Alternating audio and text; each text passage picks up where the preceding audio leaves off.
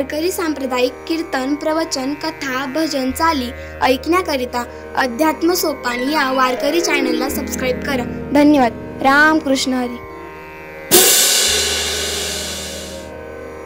म्हणजे संसार काल्पनिक आहे, बनवलेला आहे, खोटा आहे, लटिका आहेत असं शास्त्रांनी सांगितलेलं. माऊली सांगतात तर लटिका व्यवहार. शंकराचार्य तर म्हणतायत कोट्यावधी ग्रंथांचं सार मी एका श्लोकामध्ये सांगतो, तुम्ही लक्षपूर्वक ऐका. शंकराचार्य काय म्हणतात? श्लोकार्धेन प्रवक्ष्यामि यदुक्तम ग्रंथ कोटिभि ब्रह्म सत्य जगत मिथ्या जीवो ब्रह्मैव नाम. म्हटले का आम्ही तर जीवन जगतो, आम्हाला तर सगळं खरं वाटतं. मंदिर खरं आहे, देव खरं आहेत, सप्ताह खरं आहेत, प्रवचन खरं आहेत, कीर्तनकार खरं आहेत, बायको खरी आहेत, मुलं खरी आहेत. शंकराचार्य म्हणतायत जसं स्वप्नामध्ये मिळालेला पैसा जागृतीमध्ये आल्यावर खोटा ठरतो, तसं आता आपण संसारामध्ये आहे तोपर्यंत ते खरंच वाटणार. आपली जागृती कधी आत्मस्वरूपाचं ज्ञान झालं त्याला आत्मजागृती. आपण खरे जागे का झोपेल? जागे जर असेल तर मला प्रश्नाचं उत्तर द्या. संसार खरा का देव खरा? देव खरा. मग देव जर खरा असेल, संसार खोटा असेल, आपल्या आयुष्यातला जास्त काल आपण कोणाला देतो? खोट्याला का खऱ्याला?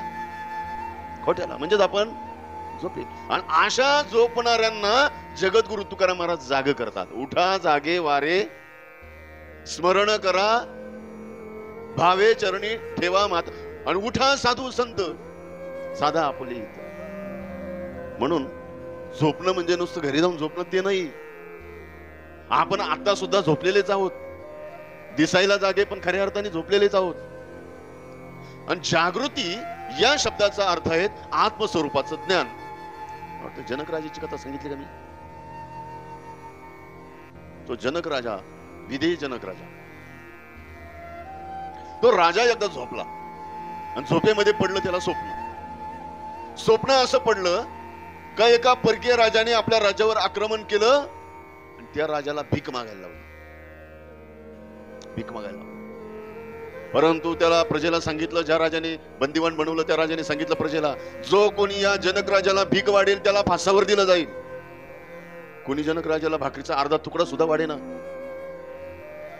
जनक राजा विचार करतो, एकेकाळचा मी जनक राजा, लाखो लोकांना जेवण देणारा, अन्नदान करणारा, आज माझ्यावर ही काय वेळ आली? आज मला कोणी भाकरीचा तुकडा वाढत नाही. गल्ली बोळातून इकडे जाय, याच्या घरी जाय, त्याच्या घरी, कोणी वाढत नव्हतं. डोळ्यामध्ये अश्रू आले. जनक राजा विचार करतोय. एकनाथ महाराज भागवतामध्ये त्याचं वर्णन करतायत. राजा चक्रवर्ती निज मंजिरी निजेला सुमन शेजेवरी स्वप्न पाहतो. डोळ्यामध्ये अश्रू येत आहेत, अश्रूच्या धारा वाहत आहेत. आणि तेवढ्यामध्ये 12चा टोल वाजतून राजाला जाग. जाग आल्यानंतर राजा विचार करतो, स्वप्नामध्ये भिकारी झालो हे खरं का आता जागृतीमध्ये गादीवर झोपलेलं हे खरं? पूर्वीचे लोक विचार करायचे बरं. एखादा प्रश्न आता म्हणतात काय आपल्याला हे नाही देस विलो, पण पूर्वीचे राजे विचार करायचे आणि त्याचे प्रश्न सकाळी दरबारामध्ये पंडितांना विचारले जायचे.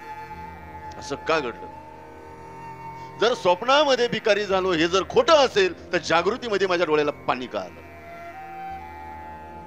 पाणी यायला नको होतं. खोटं असेल तर पाणी यायला नको होतं. सकाळी दरबार भरला आणि सकाळी दरबारामध्ये पंडितांना प्रश्न विचारला, सांगा हे खरं का हे खरं? आता प्रश्नच कळला नाही तर उत्तर काय देणार? ते दरबारामध्ये पंडित होते पण त्यांना प्रश्नच कळला नाही, उत्तर काय कळणार? हे खरं की ते खरं? एकाला उत्तर नाही आले. जसे उचलले पंडित जनक राजाने लगेच कैद केले. त्याच नगरीमध्ये एक 8 वर्षाचा मुलगा नदीवर स्नानाला गेला आणि त्याला काही मुलांनी बुडवलं, डुबवलं. त्यातला एक मुलगा म्हटला नका रे, त्याला वडील नाही, त्याला बुडू नका, त्याची मस्करी करू नका. मग तो मुलगा विचार करतो, मला वडील नाही. पळत पळत घरी गेला, रडत रडत गेला. आईला विचारला, आई मला वडील नाही का? म्हटले आहेत. कुठे आहेत? म्हटले ते जनक राजाच्या प्रश्नाचं उत्तर द्यायला गेले होते आणि प्रश्नच असा आहे का त्याचं उत्तरच सांगता येईना कोणाला.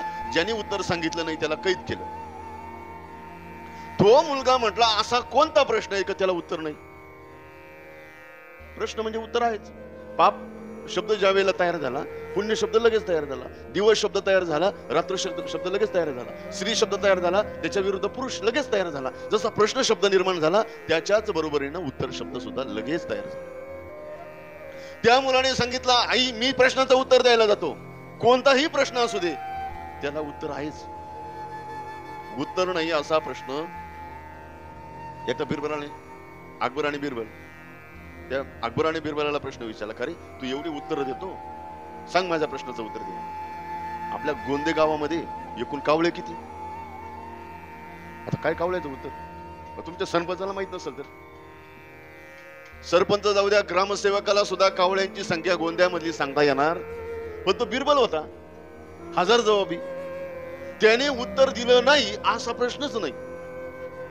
बिरबला सांग आपल्या गावामध्ये एकूण कावळे किती? म्हटले 432.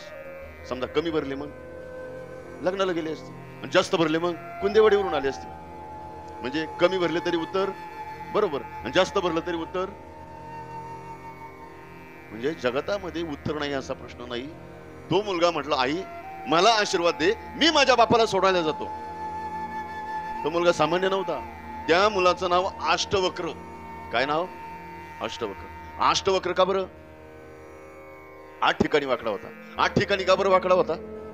आता काय उत्तर? 8 ठिकाणी असा वाकडा होता तो ज्या वेळेला आईच्या गर्भात होता, आणि गर्भात असताना वडील ज्योतिषशास्त्रातलं एक गणित सोडत होते. 3 वाजले रात्रीचे, परंतु गणित सुटलं नाही, प्रश्नाचं उत्तर सुटलं नाही. त्या गर्भामधून त्या मुलाने त्या बापाच्या प्रश्नाचं उत्तर दिलं. उत्तर बरोबर होतं, पण मुलाने दिलं. मुलाने बापाला ज्ञान सांगू. वडिलांना राग आला, आईच्या गर्भावरती लात मारली, गर्भ 8 ठिकाणी वाकडं झालं. ते मुलगा जन्माला आलं ना, असं वाकडं आलं. आईचं दर्शन घेतलं. आई मी माझ्या बापाला नाही, सगळ्या पंडितांना सोडून येतो, आशीर्वाद दे. निघालं.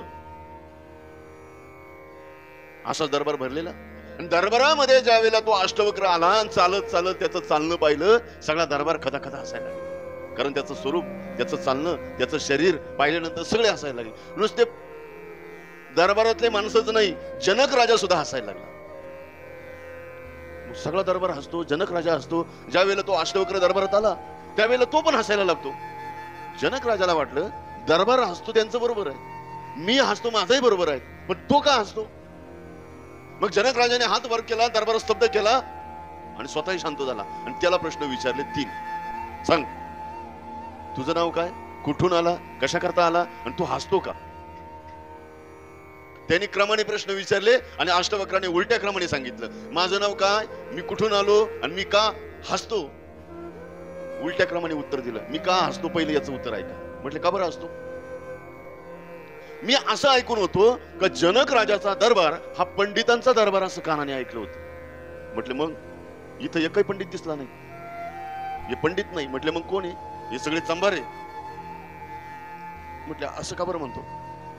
म्हटले बरोबर आहे. तुम्ही का बरं हसले? म्हटले तुला पाहून, मला पाहून म्हणजे देहाला पाहून, देहाला पाहून म्हणजे या चमड्याला पाहून. चमड्याची परीक्षा घेणारे कोण? चमड्याचे प्रकार आपल्याला कळतील का? नाही. चमड्याची जात आपल्याला कळेल का? कोणत्या चमड्याच्या चपला, कोणत्या चमड्याचे वाद्य बनवायचे आपल्याला कळेल का? ही परीक्षा कोणाला कळते? चर्मकाराला. आणि माझ्या चमड्याची परीक्षा घेणारे कोण? मग मात्र दरबार दचकला. अरे अरे काहीतरी याच्यामध्ये विशेष आहे. आणि मग सांगितलं जनक राजा माझं नाव अष्टवक्र आहे, मी याच नगरीतला आहे, माझ्या बापाला नाही सगळ्या पंडितांना सोडवायला आलो. सांग तुझा प्रश्न. आत्मविश्वास काम करून जातो. कधी कधी माणसाजवळ सामर्थ्य राहतं, पण आत्मविश्वास नसल्यामुळे माणसं हारून जातात. काय होतं? आत्मविश्वास नसल्यामुळे माणसं हारून जातात, आणि आत्मविश्वास नसल्यानंतर त्याचं खच्चीकरण होतं आणि पराभूत होतो माणूस, जीवनामध्ये पण आणि परमार्थामध्ये पण. सांगा तुमचा प्रश्न. जनक राजाला प्रश्न विचारला. जनक राजाचा प्रश्न ठरलेला होता, हे खरं का ते खरं. एका सेकंदात उत्तर दिलं, जसं हे तसंच ते. म्हणजे बाकीच्यांना प्रश्नही कळला नाही आणि उत्तर सुद्धा कळलंच नाही ना. माणसं म्हणायला लागली दरबारातली, प्रश्न कळलं नाही म्हणून आम्हाला उत्तर देता नाही आलं, पण याने उत्तर सुद्धा कळू दिलं नाही. मग जनक राजाने त्याला प्रश्न विचारला, अरे जसं आहे तसं ते म्हणजे काय? म्हटलं मग तुम्ही सांगा, हे खरं की ते खरं म्हणजे काय? जनक राजाला सांगावं लागलं, ते म्हणजे स्वप्न आणि हे म्हणजे जागृती. सांग हे खरं का ते खरं? अष्टवक्राने सांगितलं जसं आहे तसंच ते. म्हणजे कसं? स्वप्न जसं जागृतीमध्ये आल्यानंतर मिथ्या ठरतं, खोटं ठरतं, तसं जागृती सुद्धा ब्रह्मतत्वाच्या दृष्टीने, आत्मस्वरूपाच्या दृष्टीने मिथ्याच आहेत. या